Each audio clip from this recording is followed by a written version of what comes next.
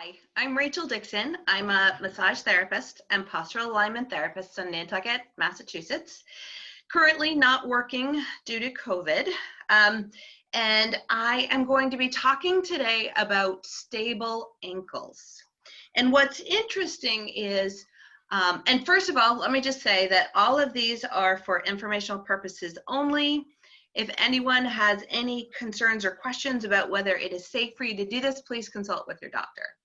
Okay. That aside, people have been very interested in feet, and people have been very interested in ankles and stability. So I really want to talk for a moment about what stability is. So when people think about stability, it's really about not necessarily how strong you are, but how well that your ankles react. So in this case, we're going to be talking about ankle stability and how well you react, because we have the base of your foot and then you have the ankle on top of it. And what we want to do is, if you're falling off to one side, that you're able to react. So when we think about how well your ankle is reacting, we're going to be looking at the neurological health of really the bottom of your foot, because that's going to give you the signals. And then we're going to talk about the strength of your muscles to be able to take those signals of where you are in space and react to it. And then also what might be going on in the actual joint or the actual ligaments and tendons. So we're going to be tying in a lot of things that we've talked about in other classes about the peripheral nerves. So initially, what is going to give you a more stable ground is a wider base of support. So this is where, instead of your toes being jammed in shoes where everything is really, really tight, and then we have a very small support system, we're really going to want to make sure that our toes are able to spread out a little bit wider to be able to give us a little bit more stability. Okay, so that's just simply the size. Another way that people might find more stability, though it's not necessarily better for you, is to put your feet wider apart. So, for example, if we were, and this is not necessarily a good thing per se, but if your feet are very close together, this is a narrow support in at the ankles. Whereas sometimes people have feet very wide, and that is going to be less stable. Now, if you find yourself standing with your feet out like this, okay, that is actually going to give you a wider, more stable ground, but it's not a healthy one, okay? It is more healthy to be able to build up the muscles in your hips and have your ankles pointing forwards, your knees pointing forwards. So just, it's something to notice of where you're doing. Some people say, oh, well, no, I don't have my feet really wide. I must be really stable, but they're out like this. And when you're out like this, you're actually going to be stabilizing at your hip more. So all of these things are little clues about your body, and what is important is that you are stable. So most important thing is that you're as stable as you can be, but what can you do to correct it? So when it comes to the peripheral nerves, bottom of the feet, with how you're going to respond, okay, we might want to stimulate them with something like this little bumpy nerve, this little bumpy ball, okay? And this little bumpy ball, to stimulate the nerves correctly so that they're upregulated, or they're going to recognize and respond faster, we're going to want fast and light. So fast and light is going to be what we're going to work on. And or you could do exercises on a bumpy surface. It's not picking up right now, but you can see that this mat right here was designed to work on your peripheral nerves, and it's slightly bumpy. So I might do some balance exercises from my foot up into my hip, and I'm going to work on a slightly bumpy ball, and that's going to improve the peripheral nerves. Now, my peripheral nerves are going to send a signal to my brain, and then my muscles have to respond. And we're going to go over some routines that are going to help with just overall muscle strength. Because what people tend to have is they tend to be having some muscles that are strong enough and some muscles that aren't strong enough. This is often in the lower leg. But because when we're walking or we're standing, we're stacked on top of each other, a lot of times people are a little bit weak in the hips as well. So our routine today is going to be about the lower leg muscles, but also a little bit about the hip. Because if your hips aren't strong enough to support over the ankles, you will make adjustments in the feet to make up for it. And these are not ones that we want. They lead to bunions and they lead to some other things. So one other thing that it's harder to deal with is the ligaments. So a lot of times if you've had a sprain or a strain, there was damage done to the ligaments and or the muscles, but a lot of times the ligaments, and the ligaments don't always heal as ideally as they should.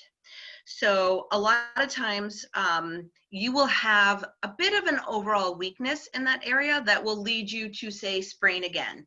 Very, very common for people to sprain to the outside, and the weakness is to the outside of the ankle. If you have damage to the ligaments, sometimes people have surgery and things like that, but a lot of times you're just left with healing that is done on your own.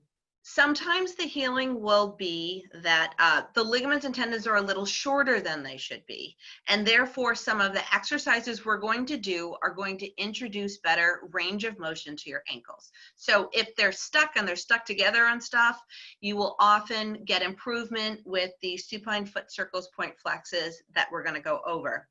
Sometimes it's that they're overall too weak. They've been overstretched, they've been damaged, they're just not going to, the ligaments and tendons themselves, which don't have a lot of blood, are not going to respond very well. You can make up for that by being extra strong into your feet. And or sometimes you can even wear a sneaker. So if you really have a tendency to roll out to the side, there are particular muscles you can work on to become stronger, but you could also wear a sneaker that was built up more on the side. So I should have brought a sneaker out, but sometimes the back heel, say it was your right sneaker, you would be built up a little bit more on the outside of the right, and that is going to keep you, if you're on unstable ground, from rolling your ankle quite so much. But for the most part, if you can do it naturally by allowing your foot to become stronger, as with any joint, that is more ideal. So, okay. There's also a lot of work. Some of the bones, you have a tremendous amount of bones in your ankle, really from your knee down to your foot. And in the ankle, there are some very complicated, very special little bones. If you want to learn more about the talus and how the talus responds to your entire ankle and the rest of your body, I recommend you do a little work, go online with Emily Splickle. She has a lot of free information. She makes the Nabosa mats. That's the mats that I was talking about that give you a little bit of that bumpy surface. And she has lots of information about that, but that's super complicated, and I like to keep things as simple as possible. So any questions so far on what I've been talking about with stability? And really the opposite is mobility. So mobility is how well you have the ability to move your ankle, and stability is strength, but it's more about how well you can respond. Any questions? All right, if no questions, I'm going to get to the different exercises that are going to be able to help support us. So first, I'm going to go over supine foot circles, point flexes. I have given this to people before. It is one of the best exercises. Almost no one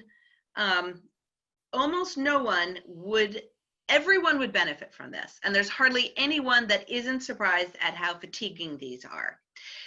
When you have ligaments or tendons that are a little bit stuck, this is going to go over not only full range of motion, but every single muscle from the knee down. So you will often hear cracks and pops. Sometimes when you're making the circle, and I'm going to show you the circle, it will be like a broken record. It will be, instead of a nice smooth circle, it will be like that broken record. And usually where it's like a broken record for you, where it's sort of skipping, it's where you have some limitations in your ankles.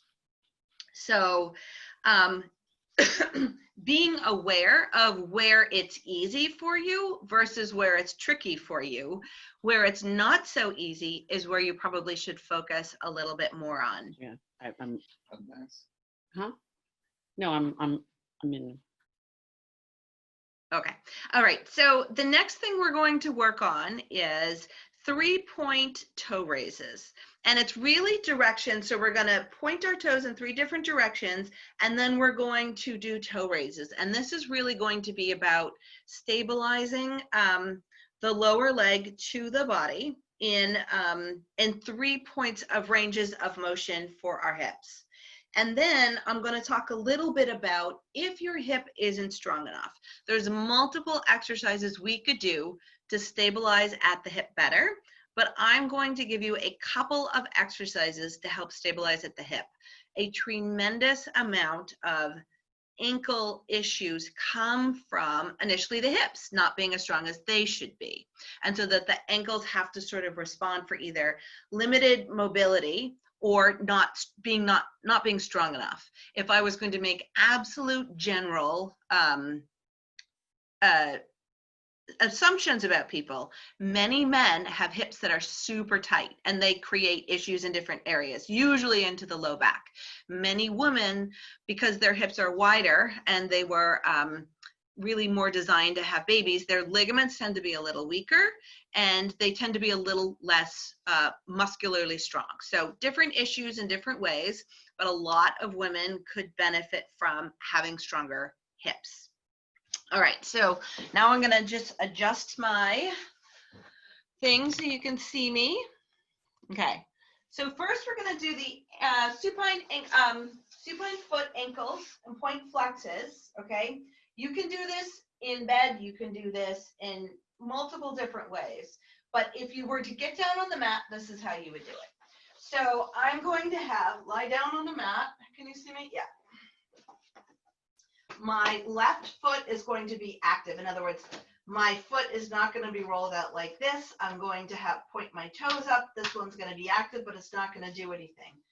I'm going to bend this knee. My knee is bent. My ankle is bent.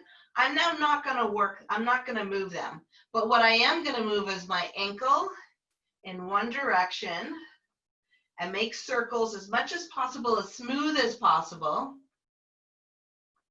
Then I'm going to go in the other direction as smooth as possible. And then I'm going to point and flex. And many people start with 20 and they work up to 40 in each direction. And 2 people in my entire career have not found this to be fatiguing. And one thing about doing it on the ground versus doing it in bed is having this hip flexed and this hip not allows for the ankle stability while my hip is in different positions, like when you're walking. So if I'm going to do it for the other side now, this leg is going to go straight with an active ankle, and I'm going to bend this one, and then I'm going to do the circles in one direction or the other.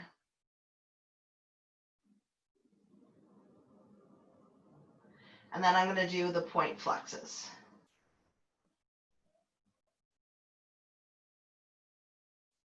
Okay. So now I've worked every single muscle in the lower leg, okay? And I'm going to come here, and I forgot to bring a chair to show people, but certainly have a chair if you would like to. My feet are going to be facing forward. Actually, I'm going to go on my side so I can show you, but I'm essentially going to go up on my toes and back again in each of these directions. But the directions I'm going to do is I'm going to have my toes pointing forwards.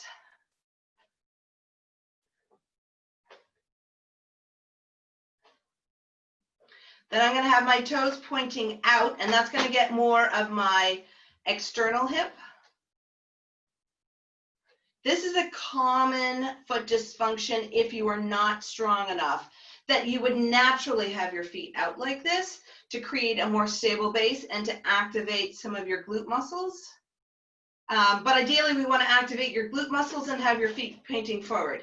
So now I'm going to go like pigeon-toed.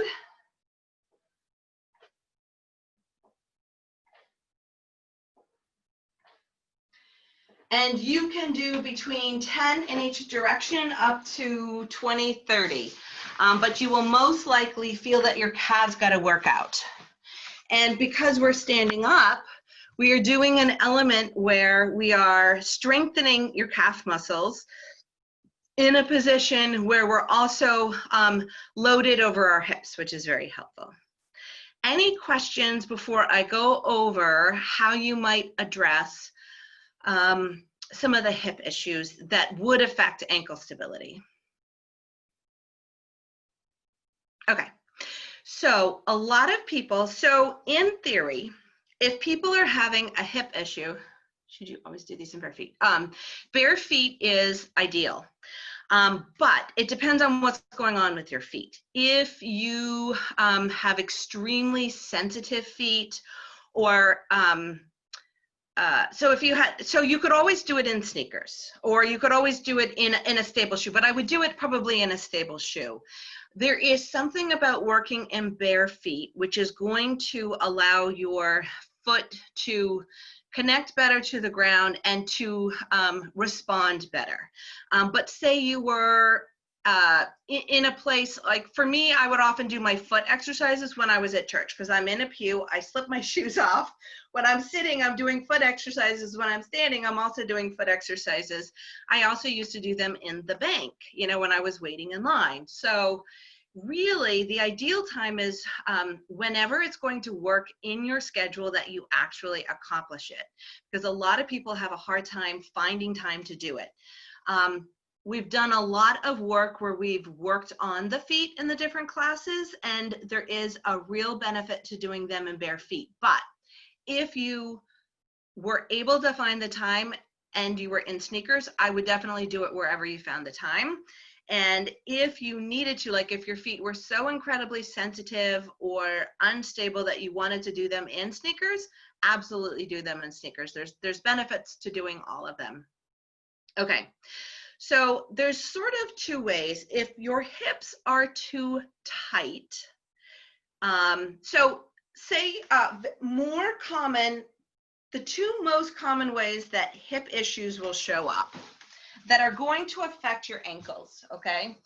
Many times, not always, there is going to be that element, right, where your hips are out, where your feet are out like this a little bit more. It might be 1 foot out like this, it might be 2. And what I would do is just quite often during the day, I would just look down and see how often you see this. You'll be surprised at how often you recognize it now before you even did it. Even now, I have my weight on this leg, but as you can see, this foot is out like this. So why people naturally do this is to either have a wider base of support. So this is a more narrow base of support, right? As soon as I go out like this, I've added a lot more stability. But why do I need that stability? People might do this because their hips are so tight, okay? Those people would benefit from stretches into the hip, okay? But many people also do it because by going like this, I'm going to activate, you can't really see it, but I'm going to activate these muscles a little bit. It's a false activation, but it is going to work to give me a little bit more stability. So if you are weak in these glute muscles, okay, what it might look like, let me show you at my hips. When you're walking, you might end up walking a little bit Marilyn Monroe-like. So we're going to sway a little bit side to side because these muscles aren't kicking up and keeping me in place. I have been noticing that I do it on one side. So I go forward with this one, and then I kind of sway a little bit to this one, okay? So a couple ways that we can work on it, okay? Some of these are trickier than others. For myself, because I'm younger, I have been doing side planks. So it's really glute medius muscles. So clamshells can be helpful. Side planks can be very helpful. And there's one other exercise that I think would be a little bit easier, okay? Which, let's see if I can get it on this. All right, so what I'm essentially going to do is an element of, I'm going to hold on to the wall right here, okay? It's an element of a stork stand. So this is what a stork stand looks like. So I'm balancing on one leg, okay? I'm balancing from the foot. I have a nice wide foot, and I'm up over my ankle, but I'm looking to stabilize, okay? It's hard to balance that way, so you're going to want something to hold on to by all means, okay? But what I'm also going to do, which is a little bit less work, is I'm going to stabilize on one leg. And so my bent knee up here is actually not the one working. I am now, here, let me go this way. Okay, so I'm bending this leg and it's out of the way, but I also don't have to hold it up, okay? So this leg is the one that's working for me. I'm going to want to make sure that my toes are pointing forward. I probably would want something on this side for me to hold on to if you are the least bit unstable. And what we want to make sure is that this hip isn't coming like this. This is what tends to want to happen. If I shift right here, I'm allowing my weight to go into my pelvis.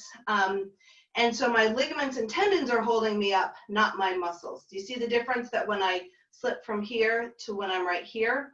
So now I'm just going to stand here for about a minute. And initially it seems like I'm doing nothing, but it's going to get a little bit harder. If you tend to always want to cheat and go this way, it can be helpful to do it in front of a mirror. Like right now, I'm able to see myself in the video, and it makes it much easier for me to recognize where I'm going with this. You also could come against a wall. So if I was right here, okay, my arm gets a little bit in the way. So actually, if I do it right here, where it's on a wall that my arm is actually off to the side. So now well, let me go this way. My stable hip is going to go up against the wall, right? And then this leg is up right here, because now what's going to happen is I can't cheat and go off to the side. So now I'm just going to stand here for a minute in the right position, and it's going to make one hip work all by itself. If you were younger and you wanted to work on that side stability, you could do clamshells, which essentially look, now this is building up muscles, not breaking down muscles, okay? So I'm going to do a clamshell, and you want to make sure that I'm not rolling back like this. So I could do it in this position right here, or I could go all the way back against my wall, which means I can't cheat. So if I can't cheat, this is what it's going to look like. So I can't roll back. And or, this is going to work more of the oblique muscles, is that you can do some element of a side plank. So the side plank is going to activate all the muscles, but more also into the obliques, so that my weight doesn't shift too far off to the side when I'm doing those exercises. If you wanted to stretch the hip muscles, if your hips were too tight, which of the people that I know in this class that I can see, none of you have this issue, I would say. But ways that you could do it include opening up of the hip this way, you know, like that number 4 stretch. So that number 4 stretch is really going to stretch the tight muscles. And then there's other different ways that we could add more movement into that.